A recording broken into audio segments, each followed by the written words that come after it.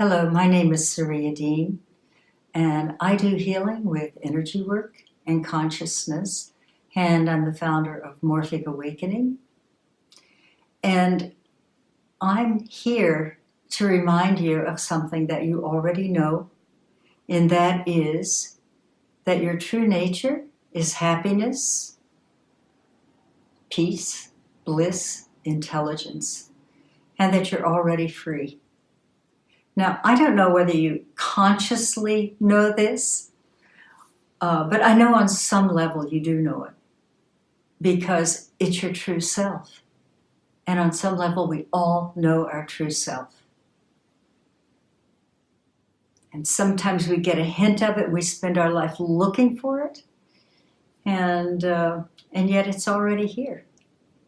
I know in my life, it would break through spontaneously sometimes, and yet I couldn't hold it. And so I spent decades looking for it outside of myself, and I looked for it in spiritual paths, family, relationships, social activities, political activities, getting high, shamanic things, psychology paths. I just looked for it everywhere outside of myself. And so when I found it, that it was within, it was such a cosmic joke. And I just had to laugh and laugh because it had already been within me. And there I was, just like a little hamster on a wheel looking for it outside of myself. And my guess is that there are many of you who are doing the same thing. So anyway, I'm here to tell you that you're already healed, you're already whole, you're already free. It's just a matter of where you put your awareness. And there is a way to move your awareness from the cranial brain, from your conditioning, down into the living intelligence of your heart.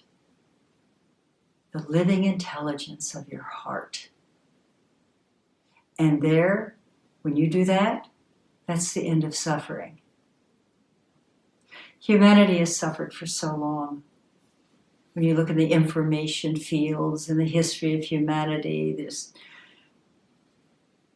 aeons of victimhood, war, disease. But now, I think we're on the cusp of going beyond what our ancestors experienced and falling into the heart. And when we do that, there'll be a new world. For myself, when I did it, the world was different. I think when we all do it, there'll really be a huge difference because the whole field of consciousness will change for us. It's a very, very exciting time. It came to me when, after all of my seeking, and the last seeking was in spiritual community, and I'd left New York to go live in Illinois to be with a spiritual group. And when I got there, I realized it wasn't for me. It wasn't taking me to my true self.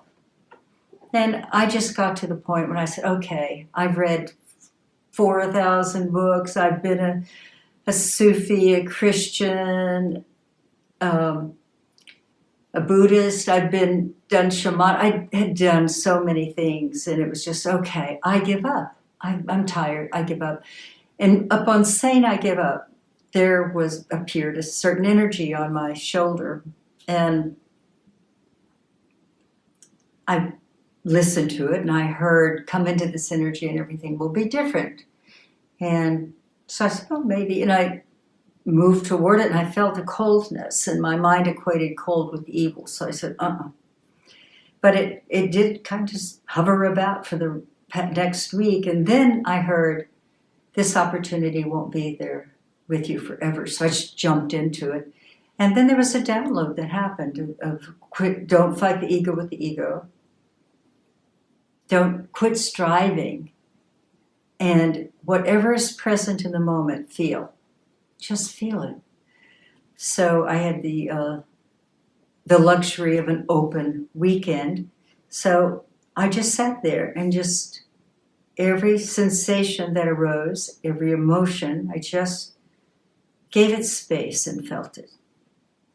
And there were some pretty funky sensations coming up.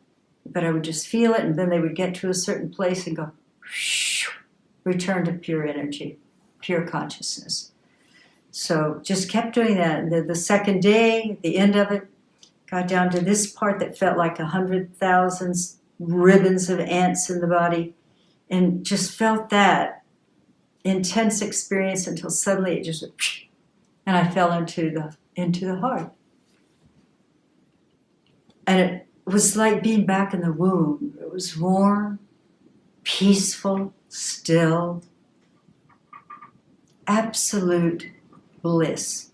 But a bliss not like the cortical excitation of the happiness I had known in the mind, but a bliss, unconditional, exquisite bliss, indescribable. And I thought, it's always been there. This is what I've been looking for.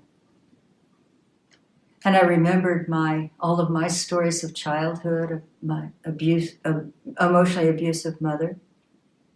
And when in this bliss, there was no pain, there was no story. And I realized I'd never been hurt.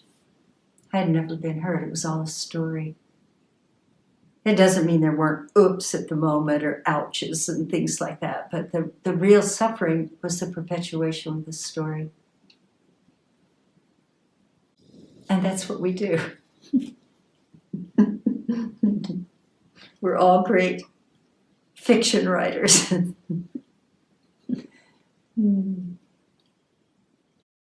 Thank you for joining me. And if anything that I have said is useful to you, I'm so grateful to consciousness for bringing it through me to you.